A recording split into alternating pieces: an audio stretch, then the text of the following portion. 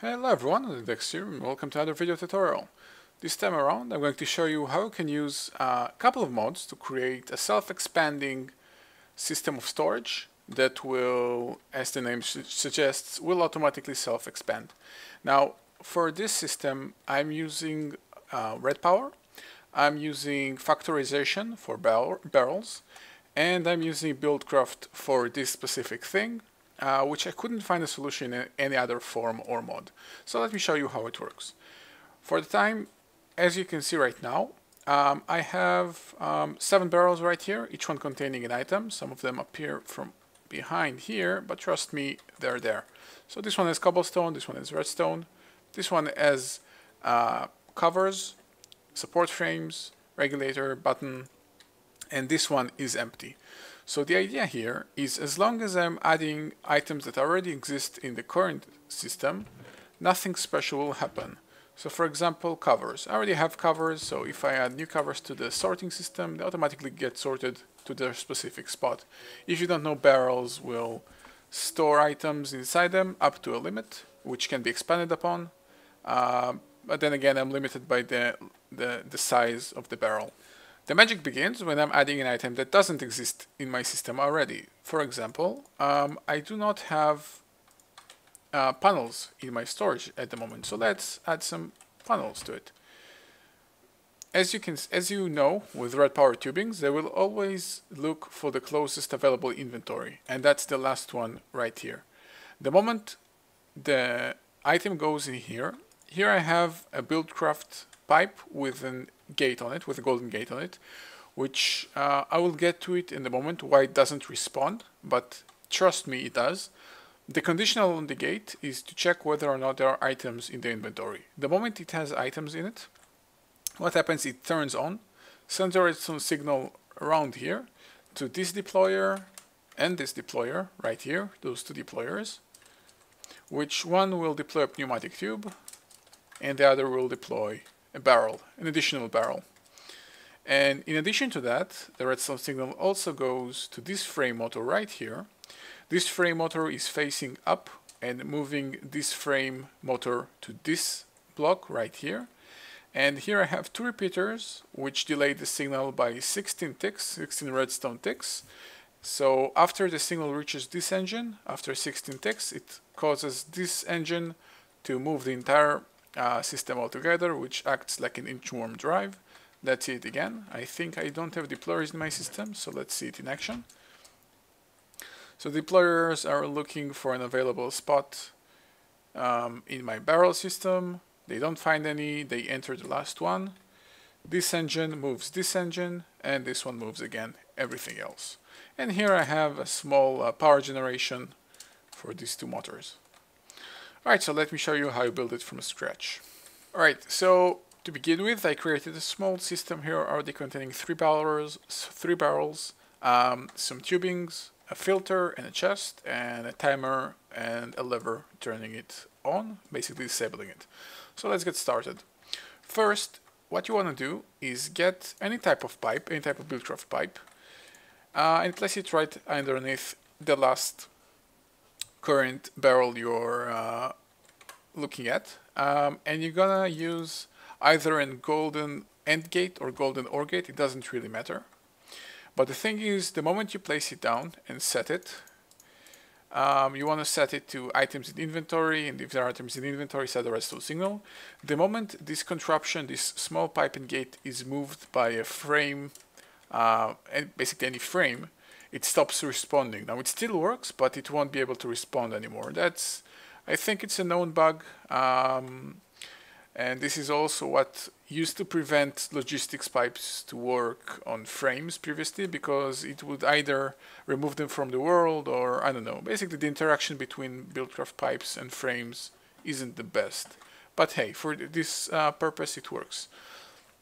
So you want to place this AND gate, again, with the conditional to check whether there are items in the inventory or not, and a redstone signal.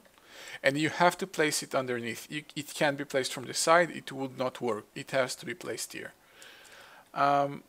Next up, you want to be placing 2 deployers that will deploy your barrels and tubes. So you want one here, one here. This one is a temporary one, I'm going to break it.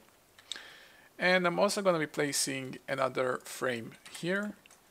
Quickly break this one and place a cover here so it wouldn't stick to anything.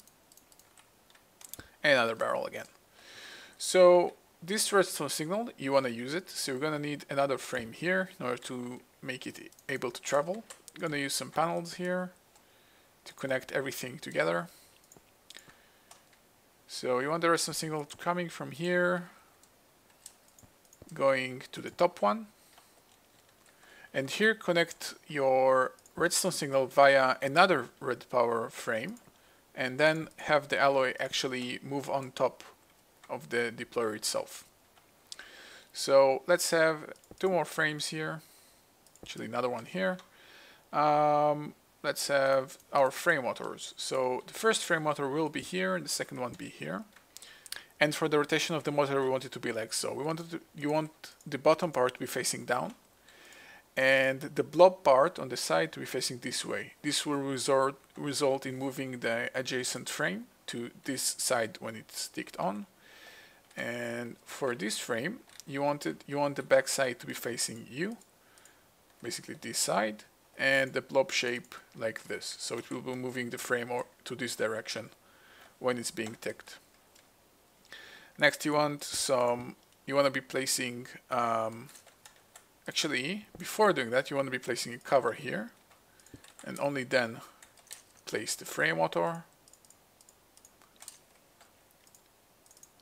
And next, you want to be placing some repeaters. So you want to have the red power repeaters, not the normal one, because they would not work, because you can't place them on sides. You want to have them placed and click them 1, 2, 3, 4 times each. Have a redstone signal connecting them, and that should be it. The last thing you're missing pretty much is only power. Now, right now it's not too bad. I think it's quite compact, but obviously without power it would not work. So you're gonna have to use some either clever way to get power inside them, or this very ugly way to get power inside them, which works, but again, it's a little bit ugly. And let's have solar panel here, and a panel here to make sure it sticks.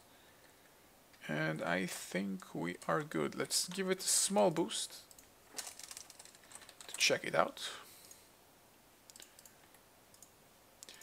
And we should be ready to go. Alright, so let's give it a try. Let's be sorting out some cobblestone, some barrels, and some diamond chests. These 3 stacks of items should be taking places in the first 3 available barrels, which is the first one, second one, and third one.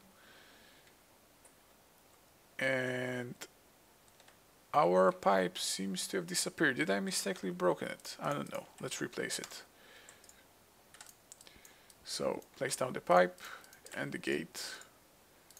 Check whether or not the inventory has items and send a redstone signal. Oops, and I actually forgot to fill up the deployer with items. You want the top deployer to have tubes and the bottom one to have barrels. So let's complete this quick step and store some more stuff. Let's store a battery box. This should be taken the next available slot and should spawn another barrel and another tube, and we're good. That's it. Now, things you should keep in mind in this system. When the deployer is placing the barrel from this side, it makes the barrel also face like this. This is why items placed here appeared to be working out of order. Like the barrel seems to not work. They are working, but they are rotated. So keep that in mind. In addition, this current system can only go straight. It cannot turn, not yet. Hopefully, I really hope it will ever happen that LRM gives us an option to rotate frame machines, but until then, this can only go straight. And obviously, if you empty a barrel from here, any new items will first take this slot and only then cause the entire system to expand yet again. So keep that in mind as well. Alright, that's it. Thank you guys for your time, and see you guys next time.